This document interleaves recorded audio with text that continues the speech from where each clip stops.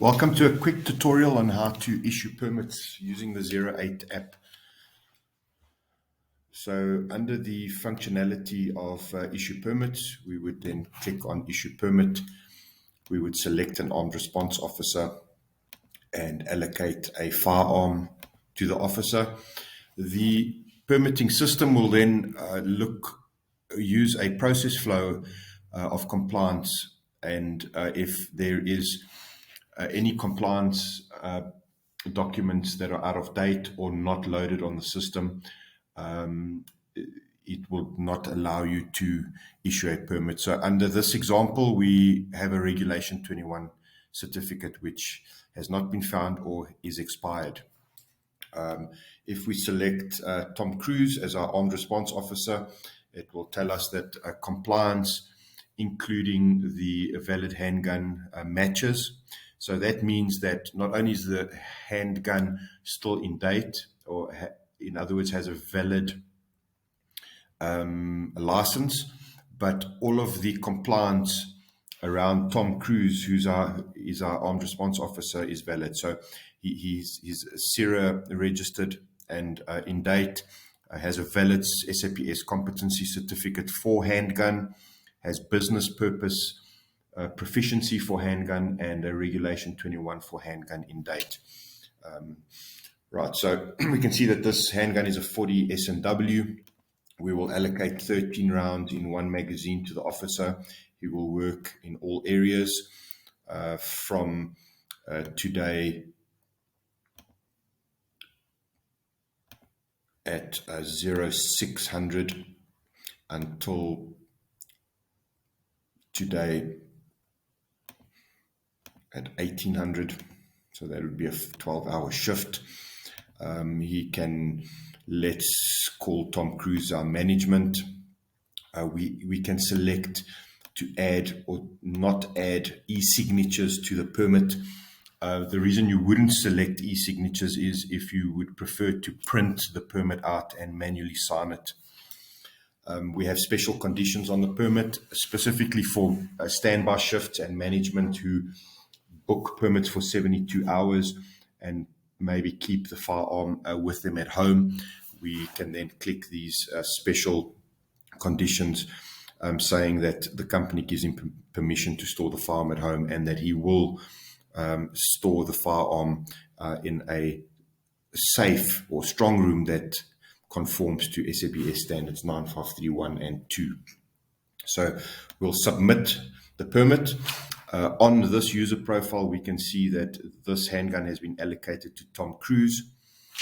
Right, we will log out and we will log in as Tom Cruise. So this would now represent Tom Cruise accessing his app on his phone.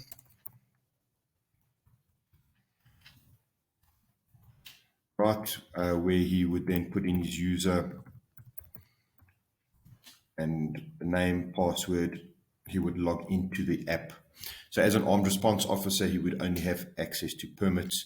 He would click on my permits, and here we can see the permit that's been allocated to him. So Tom can now go and have a look at all the details. He can ensure that the dates and the times are correct, that he's been issued the correct firearm, correct amount, number of ammunition, nature of duties.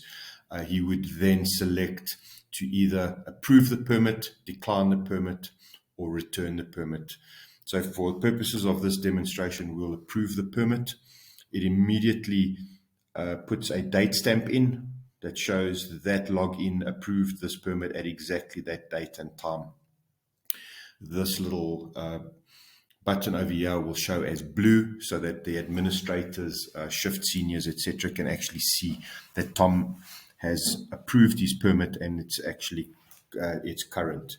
So he can now download the permit, right, which will go to an offline permits section. If he's asked for his permit by either management or a police officer, he can view the permit. The permit would have a permit number, a photograph of Tom, a photograph or logo of the company he works for.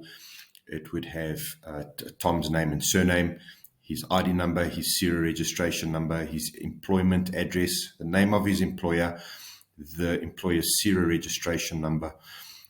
It will also have the responsible person's contact details, time and date of validity of this permit, and all of the fields that are required by the Firearms Control Act.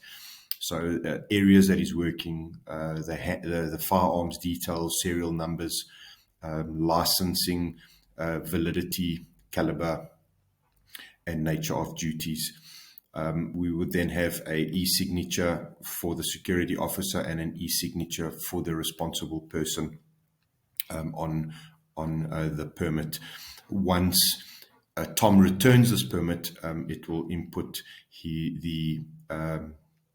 the signatures showing that the permit has been returned. So we can go out of the section. Tom now has his permit on his phone. If he goes at the end of his shift and he returns the permit, right, he then confirms 13 rounds of ammunition. He can make any remarks that he wants. Over here, he could say safety catch not working. That would be quite a dangerous one, but that's you can put whatever you'd like in there. Confirm return of the firearm and submit the return. If we now log in as a manager,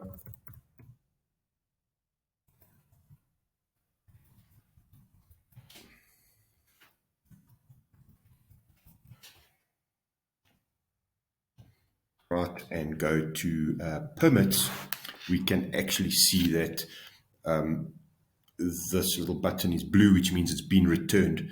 If this little button was green, that would mean that the permit has been accepted and is currently active. And if it is red, it means it was declined by Tom when it was initially allocated to him. If we open up the permit, we can actually see who created the permit initially, who approved, which login approved it, which can either be an administrator or Tom. It also shows that it was returned by Tom at exact date and timestamp.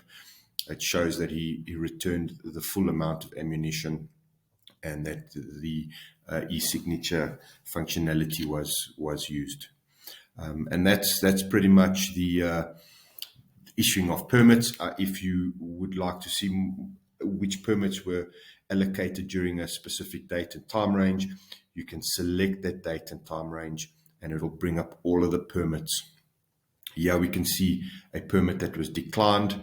If we go and have a look at it, we'll see exactly who declined it and at what time. And that, in a nutshell, is the permitting system.